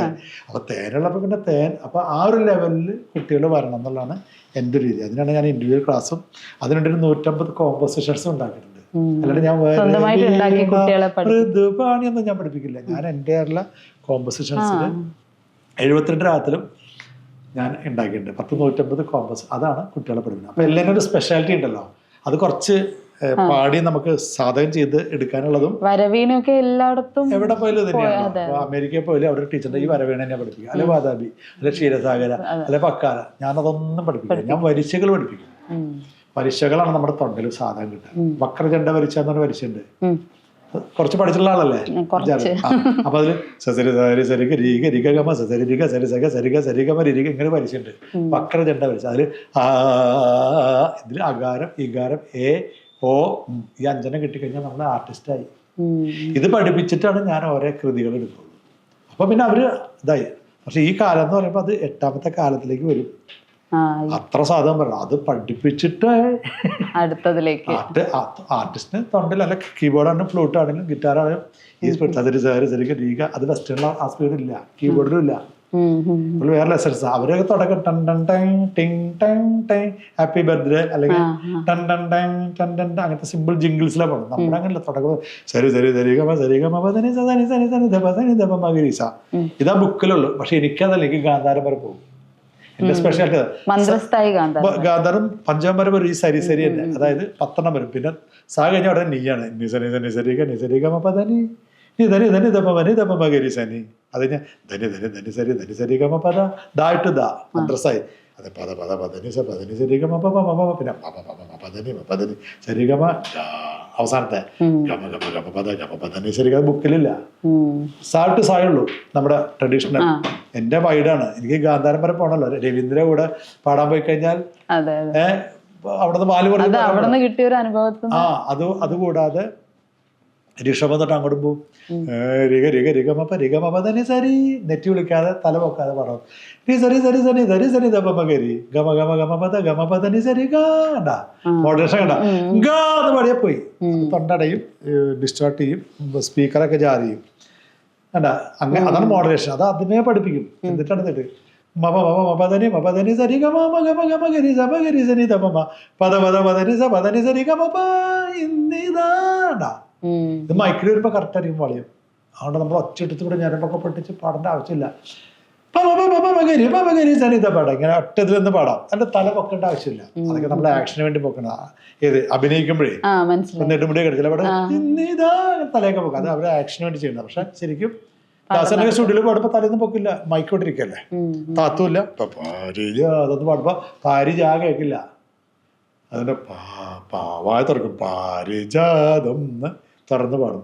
അവർ സ്റ്റുഡിയോയിലൊക്കെ ഇരിക്കുന്ന ഈ ഡിസ്റ്റൻസിലാണ് മൈക്ക്. അന്ന് ഫിൽറ്റർ ഒന്നുമില്ല. നമ്മുടെ എന്നുള്ള ബ്ലോ വരാനും പാടില്ല. അതൊക്കെ ഞാൻ പറഞ്ഞ് പഠിക്കും. നിങ്ങളുടെ മുമ്പിൽ മൈക്ക് വെച്ചിട്ടുണ്ട്, അതനുസരിച്ച് ഇവിടെ നിന്ന് ഇപ്പം മാറാതെ സരിഗമപാടാ മകരി സനിദപ മകരി സനിദപ മഗ വായ തുറക്കണം. പിടിച്ചാലും പോയി. എല്ലാവർക്കും ഇങ്ങനെ താത്തിക്കഴിഞ്ഞാൽ കിട്ടും, ഒന്നുമില്ല. ഇപ്പൊ താത്ത ഗാ നമുക്ക് ഇങ്ങനെ പിടിച്ചാൽ കിട്ടും. ഗാ ഗാ ഗാ എല്ലായിടത്തും കിട്ടും. എല്ലായിടത്തും ഉണ്ട്. അപ്പൊ അതിന്റെ അർത്ഥം എന്താ? പ്രത്യേകിച്ച് തല പൊക്കും വേണ്ട. താരസായി പഞ്ചം നമുക്ക് ഇവിടെയുണ്ട്. മന്ത്രസായി ഗാന്ധരം ഗാ ഗാ ഗാ എല്ലായിടത്തും ഉണ്ട്. അപ്പൊ അതിന്റെ അർത്ഥം എന്താ? പ്രത്യേകിച്ച് നമ്മുടെ തല പൊക്കും വേണ്ട, വേണ്ട. ഹൈ അതൊക്കെ റേഞ്ചാണ് പാടും. പക്ഷെ നമുക്ക് ഇങ്ങനെ എല്ലാം പാടാൻ പറ്റണം. അതാണ് സ്റ്റുഡിയോ പ്രൊഫഷണൽ ആർട്ടിസ്റ്റ്. ഇതറിയാത്ത ആൾക്കാരാണ് ഇങ്ങനെ പാടും മൈക്കൊക്കെ എടുത്ത് അങ്ങനെ വരുമ്പോൾ മൂക്കിൽ കൊണ്ട് മൈക്ക് വയ്ക്കും. കണ്ടില്ലേ പാരിജാതം. ഇതൊക്കെ നമ്മൾ ഇവിടെ പാട്ട് ദാസയുടെ പാടുമ്പോൾ ഇവിടെ എത്തണം. പാരിജാതം എന്ന് പാടി എത്തണം. അതിന് ഇത് പഠിപ്പിക്കും. ആകാരം ഇകാരം ഏകാരം ഒകാരം ഇങ്കാരം. ഈ 5 പഠിപ്പിക്കും സ്വരം കഴിഞ്ഞിട്ട്. അപ്പോൾ പാടി എടുക്കുമ്പോൾ നമ്മുടെ ശബ്ദത്തിന് ഈക്വൽ വോളിയം വരും. അല്ലെങ്കിൽ പാടി പടഞ്ഞിരിക്കും. എന്നിട്ട് പാടാൻ മൂക്കിൽ കൊണ്ട് മയക്ക് വയ്ക്കും. അപ്പൊ ശാന്തി ഇങ്ങനെ മണി അടിക്കുന്ന കാര്യമാണ്. പാരിജാതം ഇങ്ങനെ കണ്ടല്ലേ, പ്രമദവനം വീണ്ടും ഉണ്ടാ ഇങ്ങനെ പാടുന്നത്. ഞാൻ കുറ്റം പറയല്ല കേട്ടോ, ഇതാണ് നമ്മളിവിടെ കാണുന്നത്. ഇത് എൻ്റെ അടുത്ത് പഠിച്ചാൽ അതുണ്ടാവില്ല, സമ്മതിക്കില്ല ഞാൻ. കാരണം പാടി പ്രാക്ടീസ് ചെയ്യണം. അങ്ങനെ പാടി വരുമ്പോൾ നമ്മൾ പ്രൊഫഷണലാണ്. അതാണ് നമ്മുടെ സ്പെഷ്യാലിറ്റി. അതിനു വേണ്ടിയാണ് 150 കോമ്പോസിഷൻസ്. ജതിസ്വരങ്ങൾ പോലെയാ, സാഹിത്യമില്ല, എല്ലാ കൃതികളും സ്വരങ്ങളാണ്. അങ്ങനെയാണ്. അങ്ങനെ 3 വർഷം പഠിപ്പിച്ച് ഈ ലെവലാക്കിയിട്ടാണ് ഞാൻ അരങ്ങേറ്റം നടത്തുക. 3 വർഷം കൊണ്ട് 5 കൃതിയെ പഠിപ്പിക്കുള്ളൂ. അതോടെ അവർ ആർട്ടിസ്റ്റ് ആയി. അല്ലാണ്ട് ഇങ്ങനെ കൃതികൾ പഠിക്കും. 3 വർഷം കൊണ്ട് 5 കൃതി പഠിച്ച് അവൻ ആർട്ടിസ്റ്റ് ആയി. അപ്പൊ ഈ 5 കൃതികളും സ്വന്തമായിട്ട് ചെയ്തത്? 5 കൃതികൾ പഠിപ്പിക്കാൻ വേണ്ടി സ്വന്തമായിട്ട് തന്നെ കമ്പോസ് ചെയ്താണ്. അതായത് 150 കൃതികൾ ഉണ്ടാക്കിയിട്ടുണ്ട്. 72 മേളകർത്തരാകളുണ്ടല്ലോ, അതിന് ഞാൻ സെലക്ട് ചെയ്തിട്ട് 150 കോമ്പോസിഷൻസ് ഉണ്ടാക്കിയിട്ടുണ്ട്. അപ്പൊ ആദ്യം മായാമാളവ പഠിപ്പിക്കും വോക്കലുകാരെ. ഫ്ലൂട്ട് ആകുമ്പോൾ ഫ്ലൂട്ടിൽ ഏറ്റവും ഈസി ആയിട്ട് വായിക്കാൻ പറ്റിയ രാഗം ഹരികാംബോജിയാണ്. അപ്പൊ അതിൽ കൂടെയാണ് ഫ്ലൂട്ട് തുടങ്ങുക. ഗിറ്റാറ്, കീബോർഡൊക്കെ ശങ്കരാഭരണം. പക്ഷെ 72 രാത്രി ഈ രാഗങ്ങളെല്ലാം വരും. അപ്പൊ നമ്മളൊരു ബസ് 3 വർഷം കൊണ്ട് ഈ രാഗങ്ങളെല്ലാം 3 വർഷം 5 രാഗങ്ങളെ പഠിക്കുള്ളൂ. പിന്നെ അതിന് ജന്യരാഗങ്ങളാണ്. അങ്ങനെ പോയി അടുത്ത രാഗം എടുത്ത് 3 വർഷം പഠിച്ചു തീരണില്ല, അരങ്ങേറ്റം ചെയ്യാറാവും, അത്രേ ഉള്ളൂ. അപ്പോൾ ഫ്ലൂട്ടാണ് ഹരികാംബോജി, അതിന്റെ ജന്യരാഗങ്ങൾ മോഹനം, ശുദ്ധസാവേരി, വീണാവാദിനി, മറ്റേ മധ്യമാവധി, പിന്നെ ഹരികാംബോജി. അങ്ങനെ 5 രാഗം. മായാമാള ആകുമ്പോൾ മായാമാള കഴിഞ്ഞിട്ട് പിന്നെ നമ്മുടെ ഭൂപാളം എന്ന് പറയുമല്ലോ, രേവഗുപ്തി, സരി ഗ പദ സ, മായാളയുടെ ജന്യം. പിന്നെ കർണാടക ശുദ്ധസാവരി, സരി മ പദ സ സദ പ മരി സ, അതിലൊരു കൃതി. അങ്ങനെ പിന്നെ സരി മദ നി സ സനി ദ മരി സ, പേര് മറന്നുപോയി, ഗോപിക കുസുമ, അങ്ങനെ എന്തോ. അങ്ങനെ 5 പഠിപ്പിക്കും. ഇവരെ ശങ്കരാഭരണം പഠിപ്പിച്ച് കഴിഞ്ഞാൽ മോഹനം പഠിപ്പിക്കും, പിന്നെ ശുദ്ധസാവരി, അങ്ങനെ ഇവരെ മറ്റേ കീബോർഡുകാരെ. അപ്പം തുടങ്ങുന്ന സ്ഥലം ഏറ്റവും ഈസി ആയിട്ടുള്ള മെത്തേഡിലാണ് ഞാൻ തുടങ്ങുന്നത്. അല്ലാണ്ട് എല്ലാവർക്കും മായാമാളവയല്ല. വീണയും വയലിനും അവർക്ക് മായാമാളവയാണ് തുടങ്ങാം. വോക്കലും വീണ വയലിനും മായാമാള തന്നെ തുടങ്ങും. കീബോർഡിനും ഗിറ്റാറിനും ശങ്കരാഭരണം തുടങ്ങും. ഏറ്റവും ഈസി ആയിട്ട് വായിക്കാൻ പറ്റും ഫ്ലൂട്ട്, ഹരികാംബോജി. അങ്ങനെ ഇവർക്കൊക്കെ വേണ്ടിയുള്ള കൃതികൾ ഉണ്ടാക്കി വെച്ചിട്ടുണ്ട് വേറെ വേറെ. പക്ഷെ കുറെ കഴിയുമ്പോൾ ഫ്ലൂട്ട് വായിക്കുന്ന ആൾക്കാർ തിരിഞ്ഞ് മായാമാള വരും. ഇവർക്ക് ഹരികാംബോജി, പാട്ടുകാർക്ക് ഹരികാംബോജിയും വേണം, കീബോർഡിസ്റ്റുകാർക്ക് ഇടയ്ക്ക് മായാമാളവ്, അങ്ങനെ എല്ലാവർക്കും വരും. ഇപ്പം ഞാൻ പറഞ്ഞില്ലേ 72 രാഗങ്ങളുണ്ട്. 72 സ്റ്റോപ്പുള്ള ഒരു ബസ്സാണ് ഓടുന്നത്. അപ്പൊ പാട്ടുകാർ മായാമാളവ സ്റ്റോപ്പിൽ നിന്ന് കയറും, ഫ്ലൂട്ടുകാരും ഹരികാംബോജിന്ന് കയറും, കീബോർഡിസ്റ്റുമാർ ശങ്കരാഭരണം എന്ന് പറഞ്ഞ സ്റ്റോപ്പിൽ നിന്ന് കയറും. പക്ഷെ എല്ലാവരും ഇവരപ്പുറത്തും ഇവരിപ്പുറത്തൊക്കെ കയറി മറിഞ്ഞു. ഈസി മെത്തേഡിൽ കൂടെയാണ് ഞാൻ. എന്നെ അച്ഛനെ 7 വയസ്സിൽ പഠിപ്പിച്ച മായാമാളവുകൾ തന്നെയാണ്. പക്ഷെ ഞാൻ അവിടെ നിന്നില്ല. ഞാൻ ഇങ്ങനെ വൈഡായിട്ട് ഇങ്ങനെ എല്ലാവരുടെ അടുത്തും പോയപ്പോൾ ഞാൻ ഫ്ലൂട്ടിന്റെ സാധ്യതകളും ഈസി മെത്തേഡ് ചിന്തിച്ചു. ഇന്നത്തെ കുട്ടികൾക്ക് എല്ലാവർക്കും, ഇന്നത്തെ എല്ലാവർക്കും പൊതുവെ എല്ലാവരും ഈസി മെത്തേഡാണ് എല്ലാവർക്കും ഇഷ്ടം. അപ്പൊ ഫ്ലൂട്ടിൽ മായാമാളയം ഇങ്ങനെ ഹാഫ് നോട്ടൊക്കെ പിടിക്കണം, 3 ഹാഫ്. പക്ഷെ മിക്ക സ്ഥലത്തും എല്ലായിടത്തും ലോകം മുഴുവൻ മായാമാള. ഞാൻ ചിന്തിച്ചു ഫ്ലൂട്ടിൽ നമ്മൾ ഈസി മെത്തേഡിൽ തുടങ്ങി കഴിഞ്ഞാൽ അവർക്ക് അത്ര ടഫ് ആയിരിക്കില്ല. എല്ലാം ഫുൾ നോട്ടാണ്. സ, വലിയ രി, വലിയ ഗ, മ, പഞ്ചമം, വലിയ ദൈവതം, ചെറിയ നിഷാദം, സ. വലിയ നിഷാദം ഇവിടെ ഹാഫ് നോട്ട് പിടിക്കണം. കണ്ടാ, ഋഷഭം ചെറുതാണ്, ഇത് വലിയ രീതിയാണ്. ചെറിയ ഋഷഭം ഇവിടെ ഹാഫ് പിടിക്കണം. പിന്നെ പാ കഴിഞ്ഞാൽ വലിയതായത് ഇവിടെ ചെറിയതാ ഹാഫ്. അപ്പൊ ഇത് ശരിഗമ ഭയങ്കര ബുദ്ധിമുട്ടായിരിക്കും. അപ്പൊ ശരിയാവില്ലെന്ന് നിർത്തിപ്പോകും. ഇപ്പൊ ഞാൻ ഹരികാംബോജിയിലാണ് പഠിക്കുന്നത്.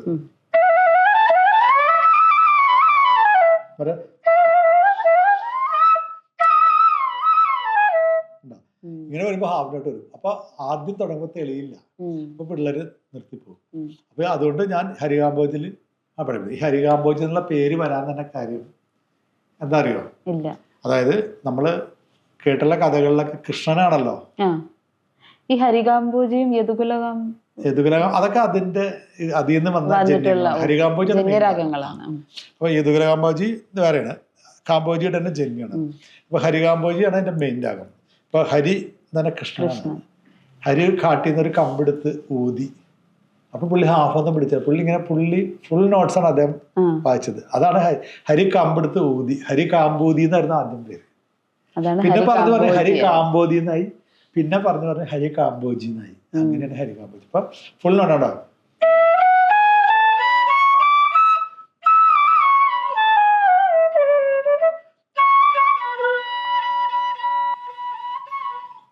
നളചരിതത്തിലെ നായകനോ എന്നുള്ള പാട്ടൊക്കെ അദ്ദേഹം ഹരികാംബോജിയാണ്. അപ്പൊ ഫുൾ നോട്ടാണ് ഫ്ലൂട്ടില്. അപ്പൊ ഈ രാഗത്തിലാണ് ഞാൻ പാട്ടോ.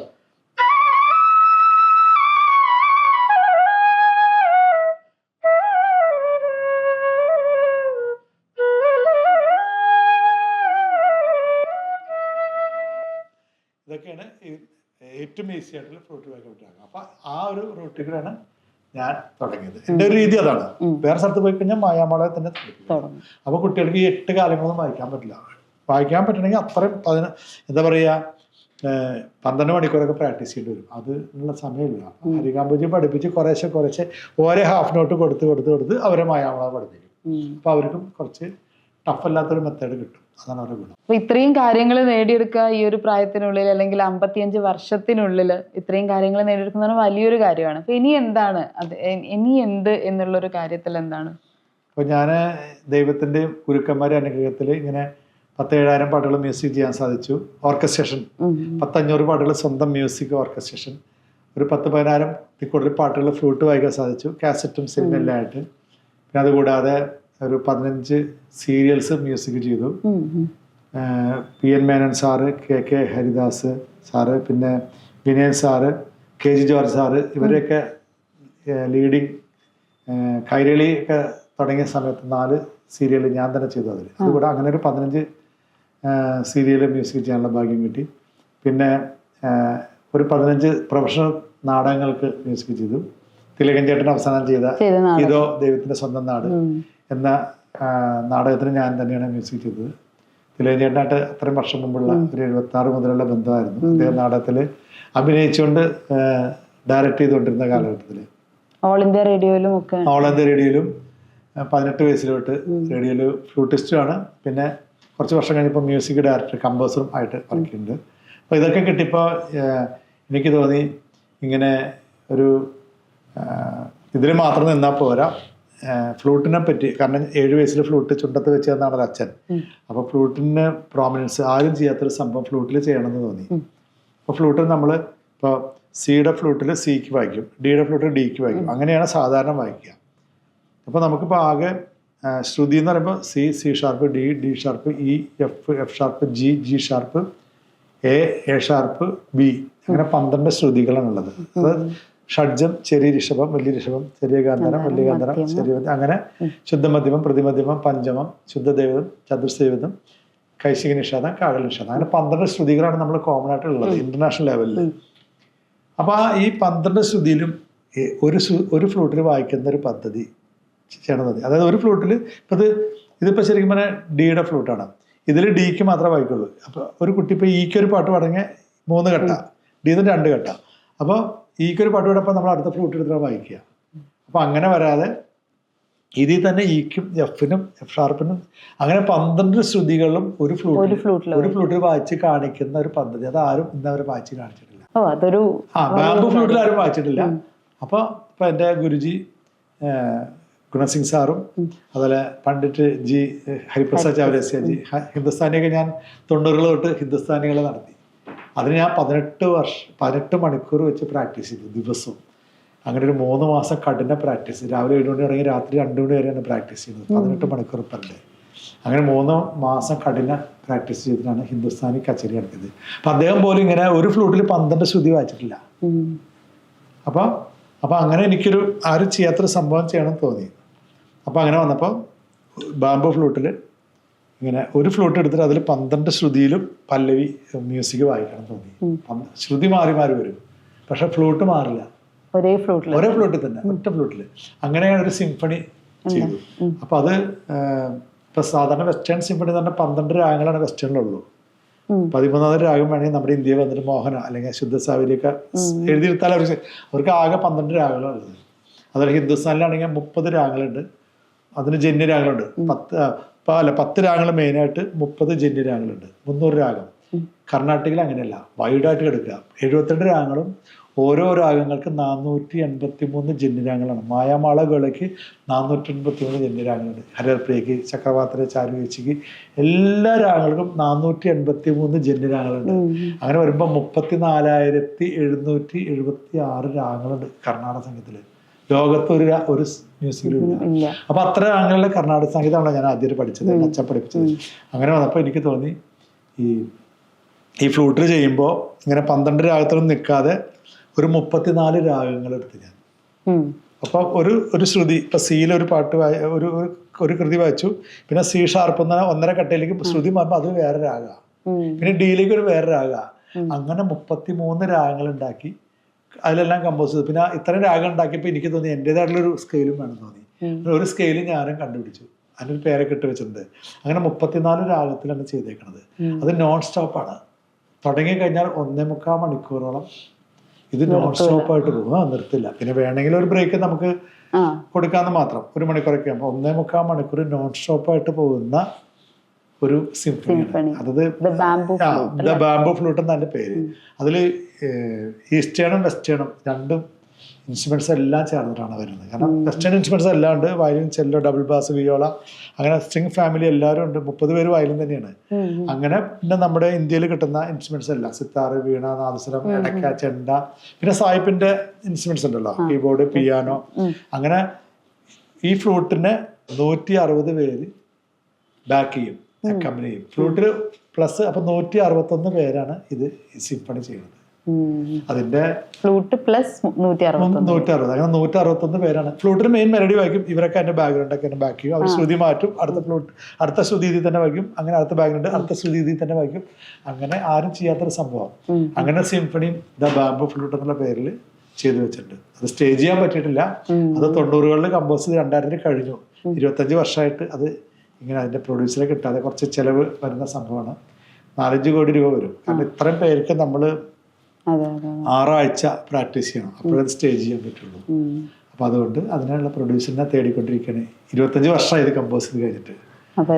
ഇതാണ് നമ്മുടെ അംബിഷൻ. അപ്പൊ അതിന് നമുക്ക് ദൈവത്തിനോട് പ്രാർത്ഥിക്കുകയാണ് അത് ചെയ്യാനുള്ള എത്രയും പെട്ടെന്ന് പ്രാർത്ഥിക്കുക. ഒരു പ്രൊഡ്യൂസറിനെ കിട്ടി 25 വർഷം പെട്ടെന്ന് അങ്ങോട്ട് നടക്കട്ടെ. അതെ, അതും ഇത് 55 വർഷത്തിന്റെ എന്റെ ഒരു എക്സ്പീരിയൻസ് ആണ് ഈ പ്രോഗ്രാം. ഇപ്പൊ അന്ന് പറഞ്ഞല്ലോ, അതെ, മാർച്ച് 31 അതിന് 30 പാട്ടുകാരാണ് പാടുന്നത്. 18 ഗുരുക്കളെ ഞാൻ ആദരിക്കുന്നുണ്ട്, ഗുരുക്കളും ഗുരുസ്ഥാനീയരും, ടെക്സ് മാസ്റ്റർ, ജെറി മാസ്റ്റർ, മറ്റേ വിദ്യാരംഭ മാഷ്, അങ്ങനെ തുടങ്ങി.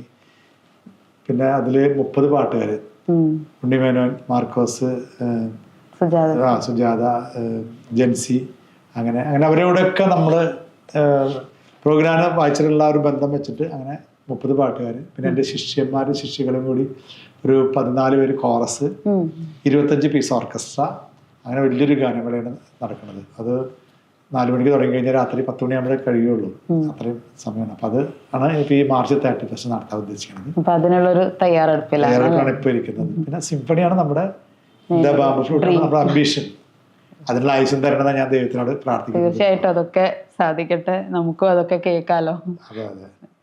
അപ്പം ഇത്രയും സമയം നമ്മളോട് സംസാരിച്ചതിലും ഇത്രയും അനുഭവങ്ങളൊക്കെ പങ്കുവെച്ചതിലും thank you so much. Okay, thank you. എനിക്ക് വളരെ സന്തോഷം കുറെ കാര്യങ്ങൾ അങ്ങോട്ട് പറയാനും ഒക്കെ ഓഡിയൻസിനെ, അല്ലേ, അതെ അതെ, വ്യൂവേഴ്സിനെ, പാട്ടിനോട് താല്പര്യമുള്ളവർക്കാണെങ്കിലും മനസ്സിലാക്കാൻ കുറെ കാര്യങ്ങൾ പറയാനും സാധിച്ചതിൽ വളരെ അങ്ങനെ ഒരു ചാൻസ് എന്തായാലും എനിക്കും വളരെയധികം നന്ദിയും സന്തോഷമുണ്ട്. Thank you.